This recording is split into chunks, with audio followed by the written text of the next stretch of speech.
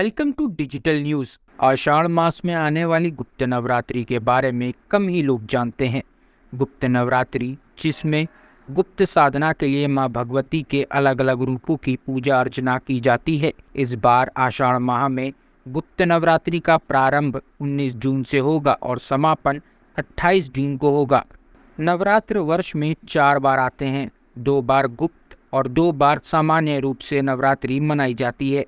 गुप्त नवरात्रि में साधक बाधाओं का नाश करने के लिए देवी की उपासना करते हैं। कानपुर के सनातन सेवा सत्संग द्वारा नैमिषारण्य में गुप्त नवरात्रि के अनुष्ठान का आयोजन किया जा रहा है। सनातन सेवा सत्संग के अध्यक्ष आचार्य सुधीर भाई मिश्रा ने बताया कि उनके संगठन द्वारा तीर्थ स्थल नैमिषारण्य में गुप्त नवरात्रि का अनुष्ठान होने जा रहा है, जिसके लिए 20 मई 2023 दिन शनिवार को 4 बजे Kamat Shining School D sector Barra थाना के पास एक बैठक बुलाई गई है, जिसमें प्रवासी लोगों के जाने के लिए व्यवस्थाओं और सुविधाओं के बारे में जानकारी और निर्णय लिया जाएगा। मैं आचार्य सुधीर भाई मिश्रा सनातन सेवा सत्संग का अध्यक्ष हूँ और हमारे संस्था के द्वारा गुप्त नवरात्रि का अनुष्ठान नैमिषारण्य में होने जा रहा है, जो यहाँ पर देवी जी का अनुष्ठान होगा, यज्ञ होगा। उसी संदर्भ में हमने 20 मई 2023 दिन शनिवार को 4 बजे Kamat Shining School D sector Barra थाना के पास शाम को 4 बजे एक बैठक बुलाई है, जिसमें वहाँ प्रवासी लोगों को जाने के लिए पूरी सुविधाएं और व्यवस्थाएं बनाई जाएंगी।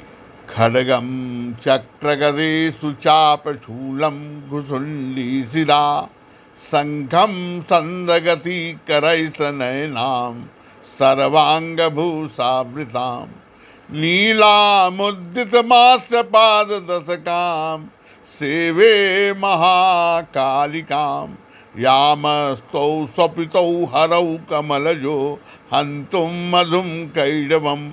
ऐसी देवी सबका कल्याण करें, पूरे विश्व का कल्याण करें, इस भावना से सनातन सेवा सत्संग हम पूरे विश्व के कल्याण के लिए ये अनुष्ठान करने जा रहा है। क्या होता है खास इस अनुष्ठान में? इस अनुष्ठान में साधना होती है और ये नैमिषबर तीर्थ विख्याता और अति पुनीत साधक सिद्धिदाता।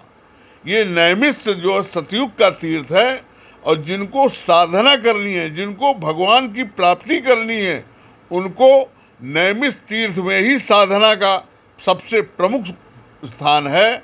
और हमारे साथ लगभग 40 लोग, जिसमें महिलाएं भी हैं, पुरुष हैं और सब 60-65 के ऊपर वाले लोग हैं। वहाँ पर रहने की, भोजन की सारी व्यवस्था संस्था के द्वारा कराई जा रही है। वहाँ साधना के लिए जाएंगे और 10 दिवसीय साधना का शिविर चलेगा, सत्संग होगी, साधना होगी और पूरे तीर्थ क्षेत्र का वहाँ भ्रमण दर्शन होगा। ये गुप्त नवरात्र किस तरीके से होते हैं? 2 नवरात्र तो लोगों को मालूम है, चैत्र। हाँ, ये चैत्र और कुंवार के जो 2 नवरात्र तो प्रकट हैं और 2 नवरात्र, एक माघ के महीने में होती है और दूसरी आषाढ़ के शुक्ल पक्ष में प्रतिपदा से लेकर के नवमी तक होती है। और ये गुप्त नवरात्रें हमारे ऋषियों ने ये साधकों के लिए बनाई थी, जिनको साधना करना है वो इन गुप्त नवरात्रों में की हुई साधना का त्वरित 1000 गुना फल मिलता है। इसलिए ऐसे समय में जब कभी कोई ऐसा, जैसे ग्रहण के समय में जप का अलग महत्व होता है और तमाम ऐसे काल आते हैं जब आप कोई ऐसा अनुष्ठान करते हैं, उसका विशेष महत्व होता है। तो ये गुप्त नवरात्र का ये अनुष्ठान सनातन सेवा सत्संग हमेशा से करता रहा है और माघ के महीने में प्रयाग में हर वर्ष होता है। 12 वर्ष से ये कार्यक्रम सनातन सेवा सत्संग का चल रहा है। बता दें कि यूपी की राजधानी लखनऊ के पास सीतापुर शहर में स्थित नैमिषारण्य एक पवित्र तीर्थ स्थल है, जहां पर महापुराण लिखे गए थे और पहली बार सत्यनारायण की कथा की गई थी। इस धाम का वर्णन पुराणों में भी पाया जाता है, इसलिए नैमिषारण्य की यात्रा बिना 4 धाम की यात्रा भी अधूरी मानी जाती है। इस स्थान को नैमिषारण्य, नैमिष या नीमशार के नाम से भी जाना जाता है। कहा जाता है कि नैमिषारण्य ही वो स्थान है जहाँ पर ऋषि दधीचि ने लोक कल्याण के लिए देवराज इंद्र को अपनी अस्थियां दान की थी। साथ ही ये भी कहा जाता है कि नैमिषारण्य का नाम नैमिष नामक वन की वजह से रखा गया है। कहा यह भी जाता है कि जो भी मनुष्य इस पवित्र स्थान के दर्शन कर लेता है तो उसे मरणोपरांत गोलोक की यात्रा में किसी भी पीड़ा का सामना नहीं करना पड़ता है। उस मनुष्य के जीवन में उसने जो भी पाप किए होते हैं वो सब नष्ट हो जाते हैं। Hey there! Subscribe to my channel and also press this bell icon so you can get latest video notifications. And this is absolutely free.